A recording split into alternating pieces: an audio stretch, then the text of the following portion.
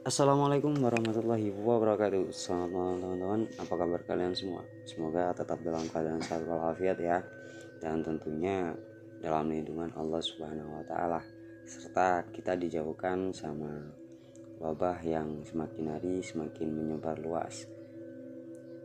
Di kesempatan pada malam hari ini aku mau menceritakan dan melanjutkan kisah dari sebuah santet yang sangat mematikan, yakni santet pring sedapur. Jadi di part 1 itu, di akhir, mertua laki-laki dari Ibu Laras telah meninggal dunia, dan kini disusul dengan berpulangnya sang istri atau ibu dari Mbak Laras. Dan di sini semua wajah pun terlihat memucat dan merasa ngeri akan ilmu santet yang ternyata benar-benar adanya. Dan tentu saja ini membahayakan. Nah, seperti apa sih kelanjutan dari kisah ini? Silahkan simak video ini baik-baik. Dan buat teman-teman, silahkan nih untuk tekan tombol like-nya, dan yang belum subscribe silahkan subscribe ya, biar kalian tidak tertinggalan sama konten-konten menarik yang akan datang. Oke, langsung saja kita ke videonya. Sebelum tengah malam, jangan tonton sendirian.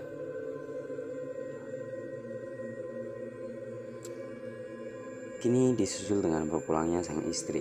Semua wajah terlihat memucat, merasa ngeri akan ilmu santet yang ternyata benar adanya dan membahayakan. Innalillahi wa inna ilaihi rajiun. Hanya kata itu terucap dari sudut bibir ibu dan diriku. Ya Allah, Mak, mengapa secepat ini meninggalkan kami? Bapak saja belum lama pergi meninggalkan kami. Kini hanya tangisan dan ratapan yang terdengar dari seluruh keluarga. Suasana hati sedih akibat belum lama ditinggalkan mertua laki-laki Bu Laras belum hilang. Kini ditambah lagi kedukaan yang memilukan. Astagfirullah.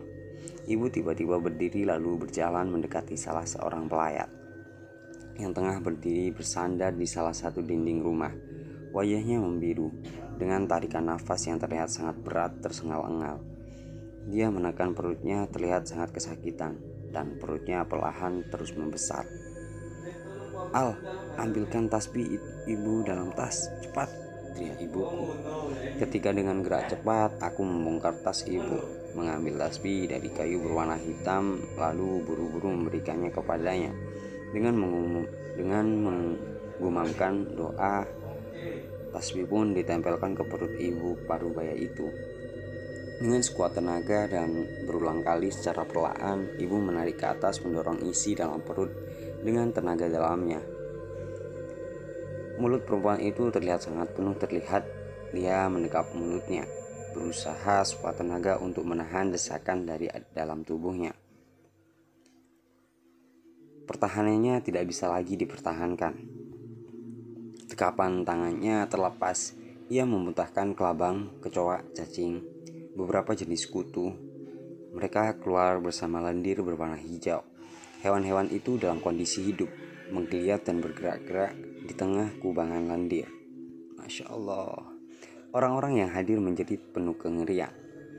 Tolong, kalian semua tinggalkan tempat ini, kata ibuku meminta kepada semua orang yang berada di dalam rumah ini untuk pergi menjauh dari lokasi. Ngapunten bapak-bapak, kalian ibu-ibu, mang ditilar mawon, monggo. Yang artinya maaf buat bapak-bapak juga ibu-ibu, silakan ditinggal saja, seruku pada semua tamu itu. Setelah semua orang keluar, aku dan ibu berusaha membantu menyembuhkan wanita itu. Sementara Bu Laras, suami dan kerabat lain masih berada di dalam kamar. Jangan pernah merasa iba melihat semua ini. Itu salah satu pantangan dari santet pring sedapur, kata ibu. Maksudnya, Bu? Aku balik bertanya karena tidak paham. Ilmu ini akan berpengaruh lebih dalam jika ada yang merasa iba saat menyaksikan korban. Hal itu akan membuat ilmu tersebut akan mengarah kepada orang yang sedang berkecil hati atau dirundung kesedihan.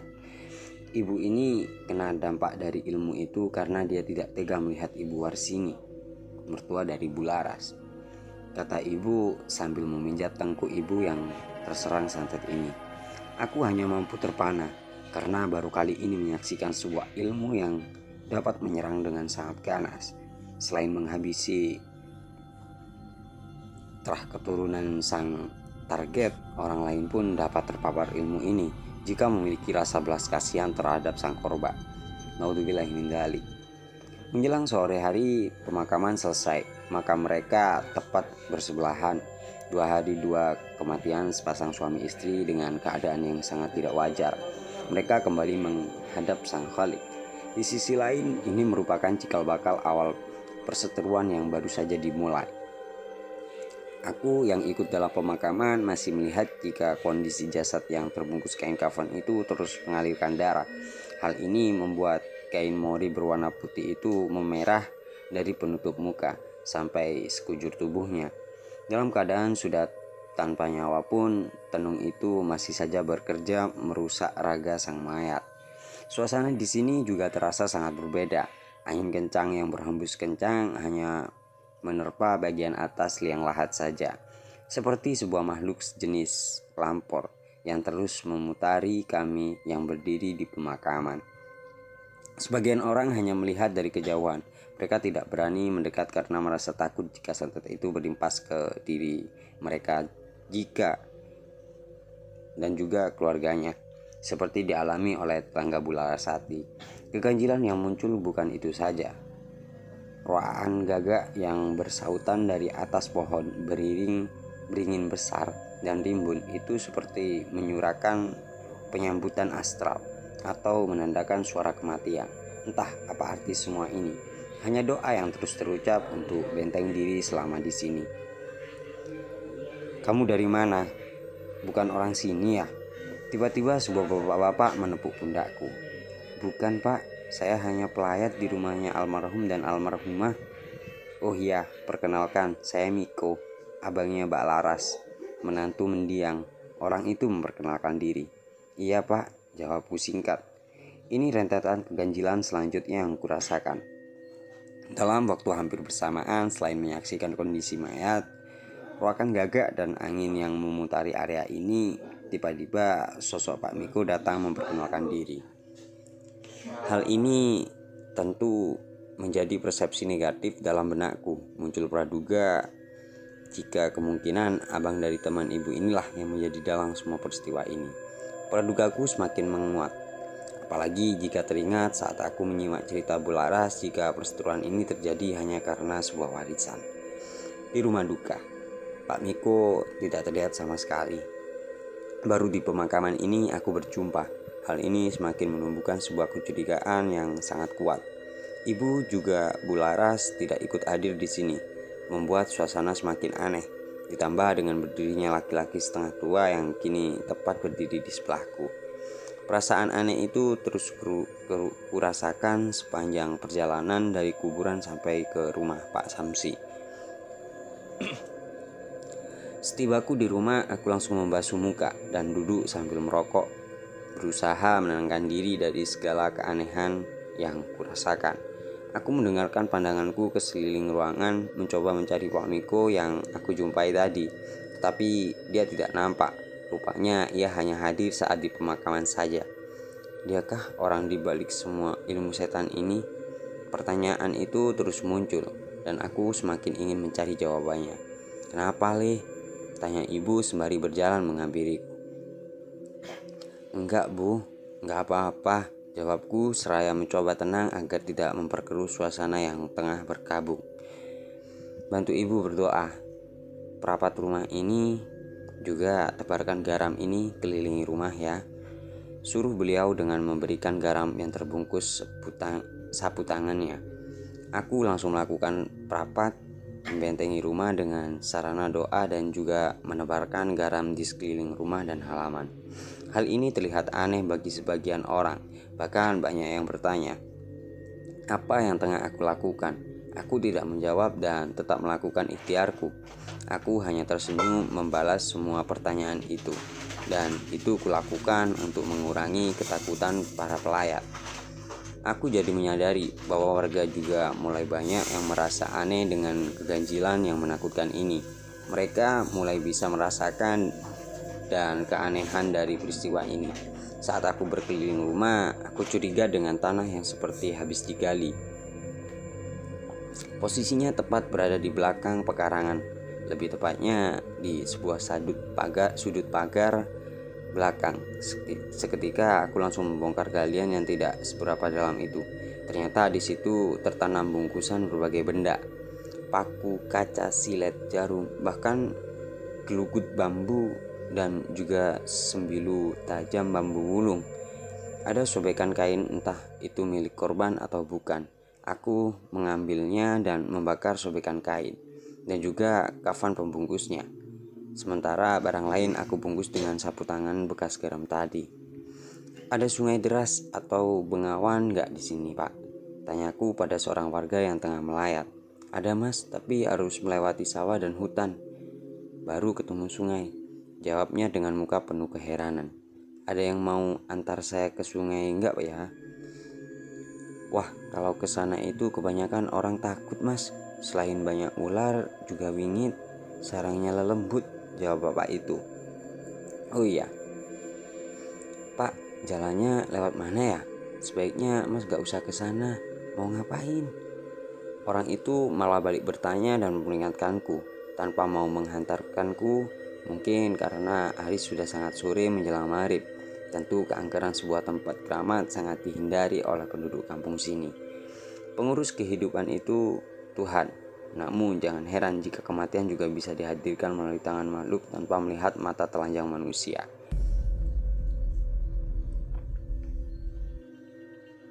Al, suara ibu memanggil dari depan pintu. Beliau seakan-akan sudah tahu apa yang aku temukan. Dari pintu dapur, ibu berjalan menghampiriku.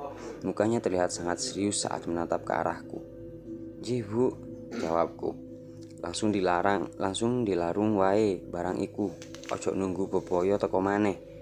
Langsung hanyutkan saja benda itu. Jangan menunggu bahaya datang lagi, suruh beliau.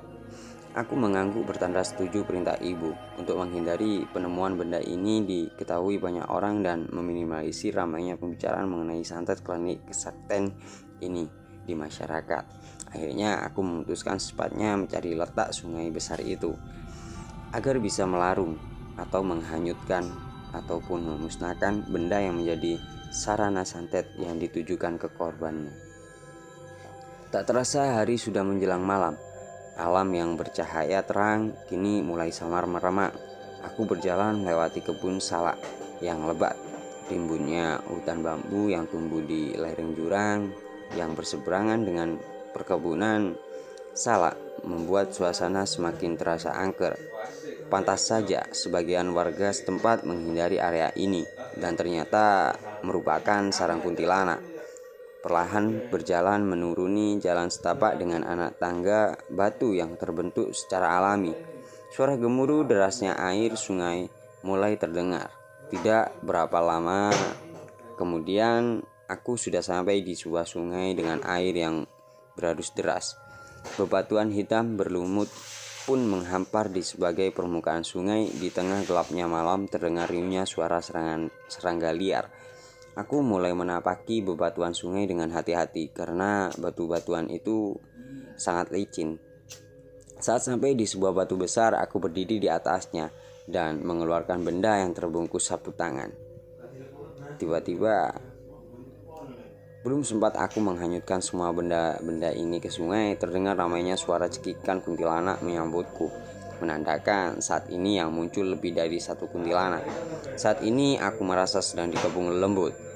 Bismillah, dunung dumati kramating samuprang sirno tanpa tinapa, lebur kanthi kersonging pangeran. Penjalin sak brayat tanpa tinukul kelahiraken prawila wangsul marang jagat lelembut. Aku menghanyutkan benda-benda itu ke sungai. Tak lama kemudian derasnya arus air langsung membuat benda itu sirna dari pandangan. Semilir angin berhembus menyapu kesunyian malam yang terasa mistis. Aroma wangian tercium.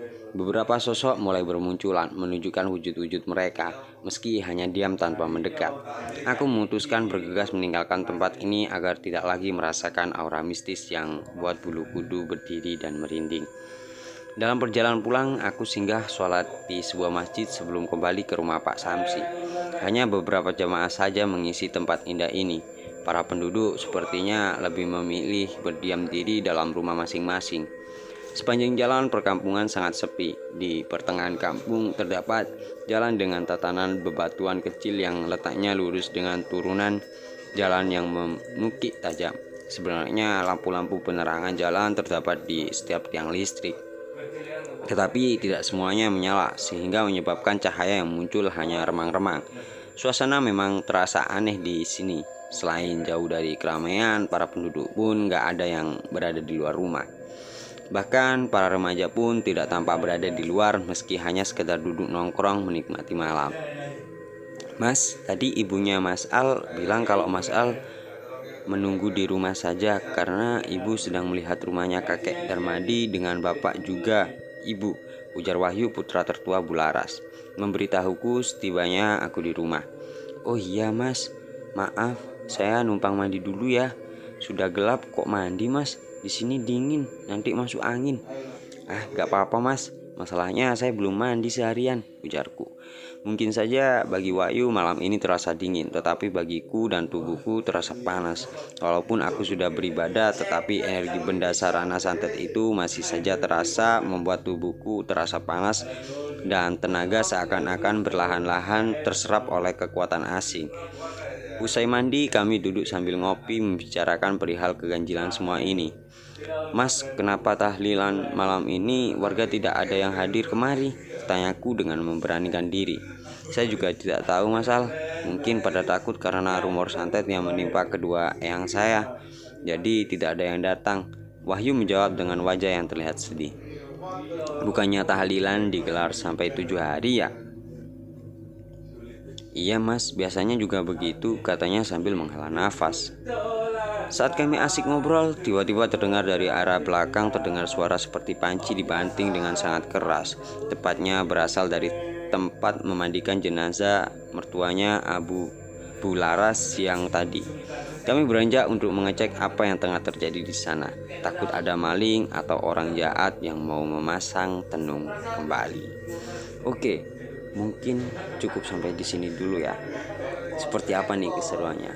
Apakah bunyi barang jatuh itu beneran dijatuhkan oleh orang atau oleh hewan, atau hanya terkena angin, atau hanya suara saja? Seperti apa jawabannya? Silahkan tulis di kolom komentar. Dan buat teman-teman silahkan like video ini dan tentu saja subscribe ya, biar kalian tidak ketinggalan part selanjutnya. Mungkin itu saja, kurang lebihnya mohon maaf yang sebesar-besarnya. Akhirul kalam, assalamualaikum warahmatullahi wabarakatuh.